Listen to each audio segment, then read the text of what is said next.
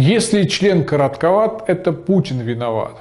Когда мы, цитируя эту фразу, насмехаемся над российской либердой и шумерами, то подразумеваем, что они совсем выжили из ума. Между тем, американцы ничуть не лучше. Они точно так же возлагают ответственность за все свои неудачи на Россию и нашего президента. Любите ли вы сериал «Путин довел Америку, как люблю его я»? Напомню краткое содержание предыдущих серий. Февраль 2019-го. Клятые русские заразили США коррупцией. Апрель того же года. Путин разваливает экономику, медицину и образование града на холме. Были и другие серии, но они по большей части раскрывали детали фабулы, заложенной ранее. И вот подоспел новый поворот сюжета, связанный, как вы, полагаю, догадались, с коронавирусом. В бой бросили тяжелую медиа-артиллерию в лице редакции New York Times. «Долгая война Путина против американской науки». Заголовок хайповее этого в США нынче трудно и придумать. Ну разве что, если бы та же ведущая газета написала, что Дональд Трамп оказался не агентом Кремля, а рептилоидом с Нибиру. Давайте посмотрим, что на полном серьезе пишет одно из ведущих американских изданий. Аналитики утверждают, что президент России Владимир Путин сыграл важную роль в распространении ложной информации в рамках его более широких усилий по дискредитации Запада и уничтожению российских врагов изнутри. Палаты представителей, Сенат и национальные спецслужбы, как правило, сосредоточены на вмешательстве в выборы при рассмотрении продолжительной кампании господина Путина. Но последствия шире. Расследование New York Times, включающее множество интервью, а также обзор научных статей, новостных сообщений, российских документов, твитов и телешоу, показало, что Путин распространяет дезинформацию по вопросам личного здоровья более чем десятилетие. Его агенты неоднократно выдвигали и распространяли идею о том, что вирусные эпидемии, включая вспышки гриппа, эболу и теперь коронавирус, были посеяны американскими учеными. Какие аналитики утверждают, что Путин сыграл важную роль в распространении ложной информации в рамках его более широких усилий по дискредитации Запада, думаю, вы и сами в курсе. Было бы удивительно, если бы насквозь либеральная New York Times цитировала кого-то помимо американских и российских кряков. Но вот информацию о том, что в США постоянно разрабатывают новые вирусы, внезапно распространяли такие СМИ, как самый авторитетный в мире научный журнал Nature. Именно он писал еще в 2015 году, что американцам удалось состряпать новый коронавирус. Нет, это был вроде как другой штамм, не COVID-19, но мы же не знаем, во что мог мутировать тот разработанный светлоликими учеными вирус, верно? Вопрос, на кой ляд вообще заниматься разработкой новых вирусов человечеству, что мало проблем с имеющимися, повисает как бы в воздухе. Текст публикации New York Times настолько тенденциозный и тупой, что его просто невозможно читать, а уж тем более обширно цитировать.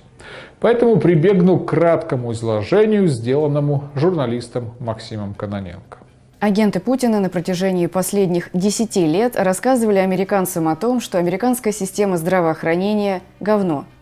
И именно поэтому сейчас эта американская система и не работает, потому что агенты Путина всех убедили в том, что она – говно.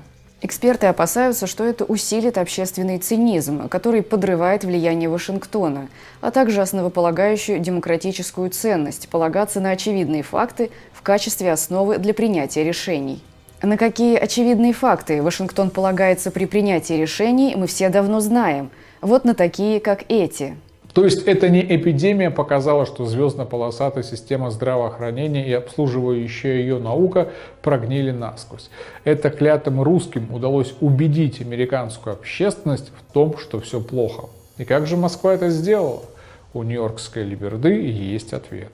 Половина статьи, как водится, посвящена RT. Причем главное обвинение в том, что у RT слишком много просмотров.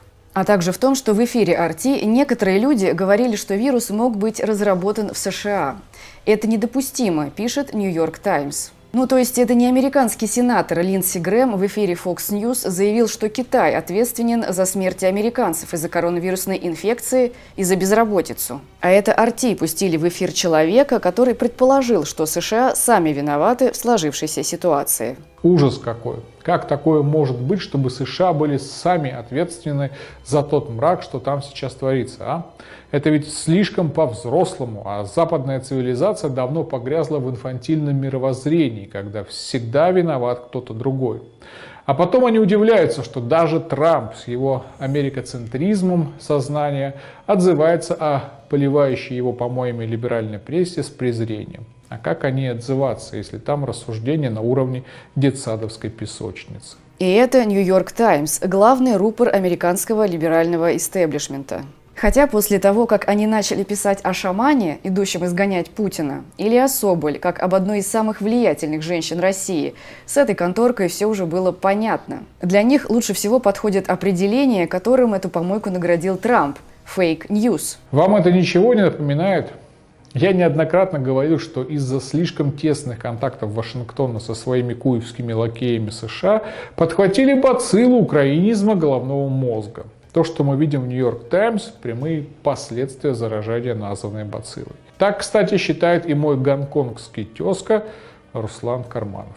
Обратное инфицирование хозяев от майданутых случилось по полной. Теперь в Вашингтоне тоже Путин-Путин, всюду Путин. По данным секретных отчетов секретных структур, которые все знают и анонимно рассказывают корреспонденту американской газеты. Карманов также без обиняков называет причиной того, почему в США полная задница со здравоохранением. Спойлер, это не москали, это либеральный рыночек порешал.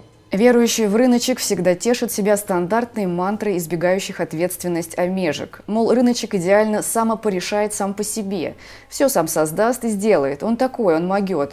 А мы что? А мы просто рядом бегаем стайкой, попискивая, и смотрим, как оно все само по себе распрекрасно становится. Ну так вот оно, по их замыслам, рыночек идеально и динамически масштабируется, адаптируется под любую ситуацию. Этот тезис выливается во всякое «смысл-то заводы строить, лучше деньги копить. Когда надо, просто докупим заводы, ведь если можно купить один завод и сейчас, то можно и 100 через год, они только подешеветь могут» и подобное.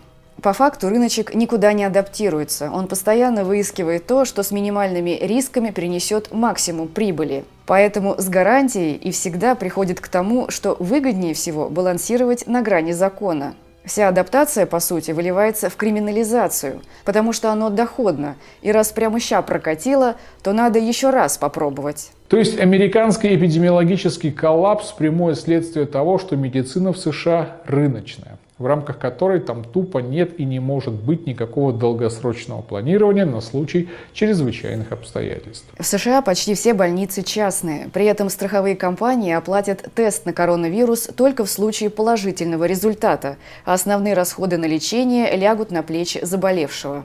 Страховые программы действительно оплачивают около 80% стоимости медобслуживания, но зачастую эти средства вносят постфактум. То есть пациент сначала должен потратить собственные деньги, а потом получить компенсацию.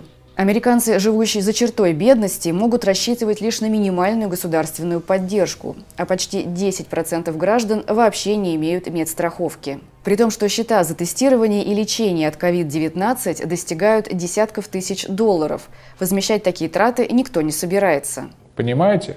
У большинства американцев и $1000 на черный день не отложено. Откуда они возьмут гигантские суммы на лечение, даже если допустить, что эти суммы после возместят страховщики? Ниоткуда. Но виноват в ситуации, конечно же, Путин. Это, кстати, к вопросу о том, почему американцы с российскими паспортами так настойчиво ломятся к нам. По мне, второе гражданство – это какой-то абсурд. Если ты хочешь стать гражданином другого государства, все, до свидос, плыви своим путем, приспособленец, но без российского паспорта. Интересно, что будет в следующем эпизоде сериала «Путин довел Америку». Я вот полагаю, что на клятых нас повесят все распилы Пентагона. А у вас есть версии по развитию сюжета? Пишите в комментариях.